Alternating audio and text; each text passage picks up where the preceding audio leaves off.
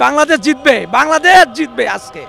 আশা তো অবশ্যই থাকবে যাতে বাংলাদেশ জিতে, কারণ আমরা একজন ক্রিকেট প্রেমী দেশ, আমাদের এখানে সবাই ক্রিকেট পছন্দ করে এবং আজকে যেহেতু চ্যাম্পিয়ন্স ট্রফির ফার্স্ট ম্যাচ এবং ইন্ডিয়ার সাথে আমাদের অবশ্যই আশা থাকবে বাংলাদেশ যাতে এই ম্যাচটা জিতে এবং আমাদের যে আশাগুলো আছে যে আমাদের প্লেয়াররা ভালো খেলছে এবং বিপিএলও আমরা দেখেছি অনেক আমাদের বাংলাদেশি প্লেয়ার অনেক ভালো পারফর্ম করেছে, তো সেই সুবাদে আমাদের অবশ্যই আশা থাকবে যে আমরা আজকে ম্যাচটা জিতবো। আমার মতো বলিংটা নয় বাংলাদেশের জন্য প্রেফারেবল হবে, বিকজ বাংলাদেশের বলিংটা অনেক স্ট্রং, তো যদি কম রানের টার্গেট বাংলাদেশ নিয়ে নামতে পারে তো সেক্ষেত্রে বাংলাদেশ ব্যাটিংটা অনেক ভালোভাবে বা স্বস্তিতে করতে পারবে। আমার মতে বাংলাদেশের ব্যাটিং থেকে বোলিং লাইন আপটা স্ট্রং। আমাদের বর্তমানে কিন্তু অনেক তরুণ প্লেয়ার আছে দেশে এবং আমরা আশা করব যে তাদের গ্যাপটা যাতে আমাদের তরুণদের দিয়ে আমরা ফিল আপ করতে পারি, এটাই আমাদের আশা থাকবে। বিকজ টিমে তো সবসময় সিনিয়রদের পাওয়া যায় না, তো এক না এক সময় গিয়ে তো তরুণদের টিমের হালটা ধরতেই হবে, তো আমরা অবশ্যই আশা করব যে সেটা এখন থেকেই শুরু হোক। প্রত্যাশা অনেক বেশি থাকবে, কারণ বাংলাদেশ টিম বরাবরের মতো এবারও খুব সুন্দর একটা স্কোয়াড দিয়েছে, যার কারণে আমার মনে হচ্ছে যে আজকে বাংলাদেশ জিতবে।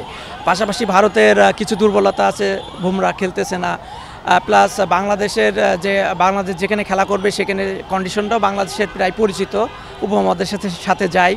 আর আমি যেহেতু নিজেই ক্রিকেটার ছিলাম, দলে অনেক সিনিয়র নাই, যেমন সাকিব নাই, তারপরেও আমি তরুণ ক্রিকেটারদের প্রতি আমার আস্থা বিশ্বাস আছে এবং তারা বাংলাদেশকে সেরাটাই দিবে এবং আজকের ম্যাচটা ইনশাল্লাহ বাংলাদেশ জিতবে।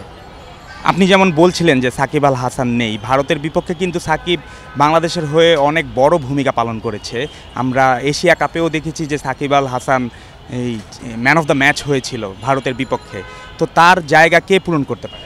এখন বাংলাদেশের যেটা বিষয় যে কারোর জন্য কোনো ক্রিকেটেরই বিষয় যে কারোর জন্য কোনো কিছু থেমে থাকে না।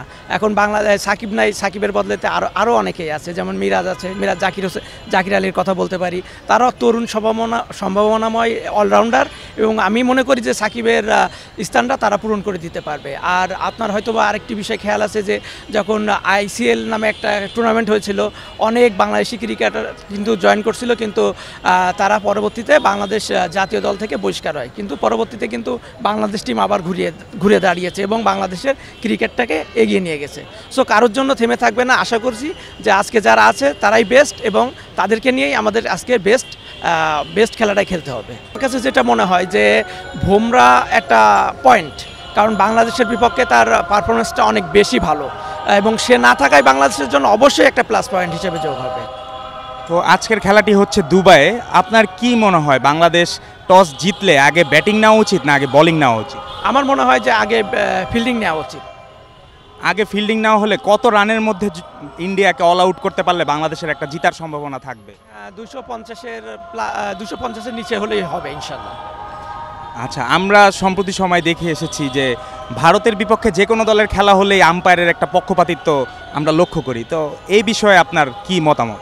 এটা আসলে এটা একটা নিয়ম হয়ে গেছে, মানে ক্রিকেট বিশ্বে একটা নিয়ম হয়ে গেছে যে পাওয়ারফুল কোনো দেশ খেলা করছে তার পক্ষে হচ্ছে আম্পায়াররাও একটু সাপোর্ট করে, এটা চলে আসছে। তারপরেও তো আমাদের খেলতে হবে, জিততে হবে। তো বিগত কিছুদিন আগেই তামিম ইকবাল অবসরে গেছেন, মাশরাফিও নেই, এদিকে সাকিব আল হাসান আপনি যেমন বলছিলেন যে সাকিব আল হাসানও নেই, তো এই তিন অভিজ্ঞ প্লেয়ারের অভাবে কতটুকু কি করতে পারে বাংলাদেশ? এখন তারা তো অনেক সিনিয়র হয়ে গেছে, এখন যদি সবসময় সিনিয়ররাই দায়িত্ব নেয় তাহলে সামনের ভবিষ্যৎ ক্রিকেটাররা কি করবে? তাদের তো একটা সুযোগ দিতে হবে। তাই মনে করি এটা একটা বেস্ট অপরচুনিটি, যেহেতু তামিম নাই, সাকিব নাই, মাশরাফি নাই, সো তরুণ ক্রিকেটাররা তাদের একটা বিশাল অপরচুনিটি পাইছে যে পরবর্তীতে তাদের মেধাটাকে দেখানোর দেশের জন্য। এটাই তো আমাদের দলে কিন্তু এখনও অভিজ্ঞ মাহমুদুল্লাহ আছে, আমরা এখনও মাহমুদুল্লাহর দিকেই তাকিয়ে থাকি ভরসার জায়গা থেকে। তো আপনি এই ম্যাচে মাহমুদুল্লাহর উপর কতটুকু ভরসা করছেন যে উনি কি এখনও সেই সাইলেন্ট কিলারের দায়িত্বটা পালন করতে পারবে কি পারবে না? আসলে আমি প্রথমে বলছি যে আমাদের দুইজন অভিজ্ঞ প্লেয়ার আছে, মাহমুদুল্লাহ এবং মুশফিকুর রহিম, এবং আমি মনে করি যে তরুণ এবং অভিজ্ঞতা দুইটা মিলিয়ে আমাদের দল। সো আমরা অবশ্যই তাদের পরে একটা ভরসা করতে পারি এবং তাদের পারফরমেন্সও আমরা দেখছি যে রিসেন্টলি খুব ভালো যাচ্ছে, তো তাদের প্রতি একটা আস্থা অবশ্যই আমাদের আছে এবং যেভাবে তারা বাংলাদেশে হাল ধরে মিডল অর্ডারে এবং এগিয়ে নিয়ে যায়, তো আমরা এখনও আশা করছি যে সেটাই তারা করবে। তো বলছেন বাংলাদেশ জিতবে? অবশ্যই বাংলাদেশ জিতবে, বাংলাদেশ জিতবে আজকে।